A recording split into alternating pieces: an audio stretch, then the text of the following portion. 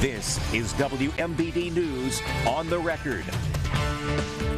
Good evening and welcome to WMBD News on the Record. I'm Shabnam Dinesh. It's where local leaders get candid and big issues get broken down on the record.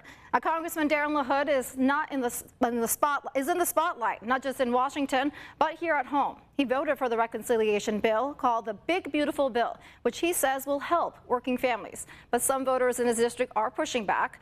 Protests have been held outside his Peoria office, demanding a town hall and direct answers. And joining us right now is Congressman LaHood. Thank you so much for being here. Good to be with you. So, of course, Congressman, you've praised the Big Beautiful Bill as a win for working families, but many in your district don't see it that way.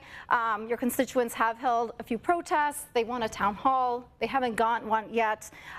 If this bill is such a win, why not face them face to face? Well, a couple things. I proudly voted for the One Big Beautiful Bill, and I think if you go back and look at why President Trump got elected last November, it was on two things: fixing the unmitigated disaster at our southern border on immigration. Secondly, fixing the economy. Inflation's way too high. Interest rates are way too high. Cost of energy, the cost of goods is way too high. People wanted relief. That's what this bill does. It's tax cuts for working families. The average family of four in my district will have more take-home pay of about $13,000 per year with this bill passing. We also look at what it does for working families. No tax on tips. Helps barbers and beauticians and people that are waitresses and waiters, bartenders.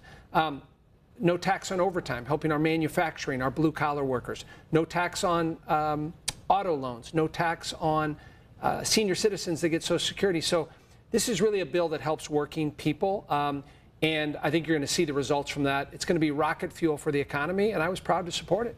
Yeah, I mean, a lot of those things do sound great on paper, but why not, has set up a town hall for the voters and, bring that message directly to them? Can you commit to a town hall So today? this month, I'm doing two live telephone town hall meetings. I'll have over 10,000 people at both of those. I've had a number of town hall meetings in the past. I continually meet with my constituents when they want to meet. Anybody that wants a meeting with me can schedule a meeting through my office. And so we've been very attentive to our voters, and I look forward to the two live teletown hall meetings. Do you know when those will be?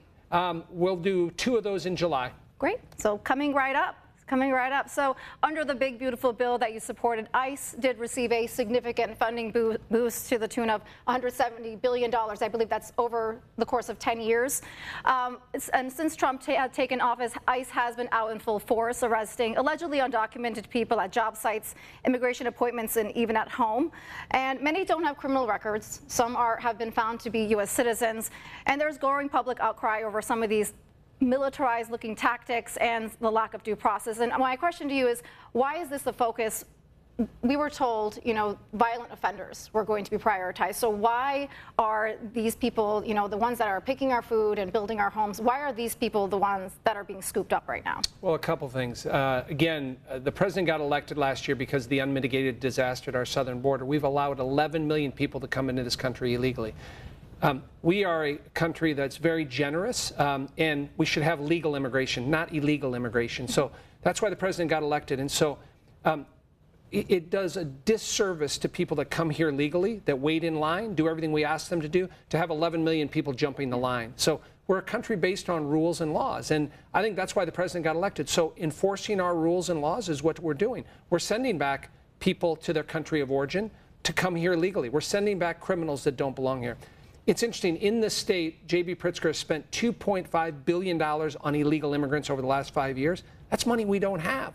We can't afford to pay our veterans or our police officers or firefighters or others, and we're spending $2.5 billion on illegal immigrants. So we're enforcing the rule of law. We want people to come here, but we want it to happen legally. Sure, but I mean, why, the people that are showing up to their immigration appointments, I mean, they're kind of in a catch-22 here, right? I mean, they either show up to their appointment and they get arrested, or they don't show up to their appointment and they get arrested. I mean, is there a more compassionate way to do this? Well, I think you've seen that thus far. If you've seen the people that have been sent back to their country of origin, it has been the criminals that have committed violent crimes, whether that's felony or misdemeanor events, they've been sent back to their country. That should happen. Again, we're a country based on the rule of law and based on doing things the right way. The legal process, if you want to apply for asylum, you want to apply to become a citizen, you want to have a green card, you want to come here legally, you should do that. But do it in your country of origin, not in the United States by breaking the law coming here illegally. Sure. So I'll give you an example, though. Our immigration system is broken. My own uncle, he waited 20 years for his green card.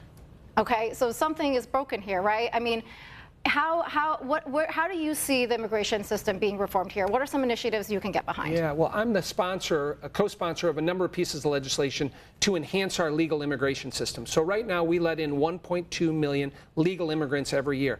We ought to increase that, and what my legislation will do will increase that by 250,000 for the next 5 years.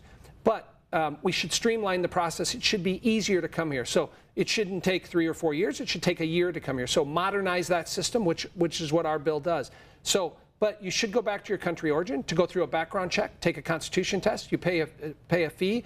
You come to this country. They end up being our best citizens. We never have to worry about them again. The legal way. That's what our legislation will do. I'm going to continue to push the Trump administration to have those legal reforms. We also got to change our legal immigration system so it's not based on family connection or chain migration. We need more skilled legal immigrants in our country. Oh, we'll definitely be keeping an eye on that. And of course, you are up for re-election in the 16th Congressional District next year. And this time you are facing a Democratic challenger, not something that happened last cycle. And at the same time, your name keeps popping up in conversations for possibly a Senate run. So where's your head at right now? Are you going to run for re-election in the House of Representatives, or are you eyeing a bigger leap to the Senate? Well, I just got sworn in to this job that I have now this January. And I take that job very seriously. I'm honored the voters have elected me, 5 times to this seat, and I'm going to continue to work hard on their behalf. I've gotten a lot of encouragement for the Senate seat, and I'm going to continue to listen to people. But I have a job to do now, and that's what I'm focused on. There'll be a time and place for politics down the road. All right. Well, Congressman LaHood, thank you so much for being here. And don't go anywhere. We'll be right back after a short break.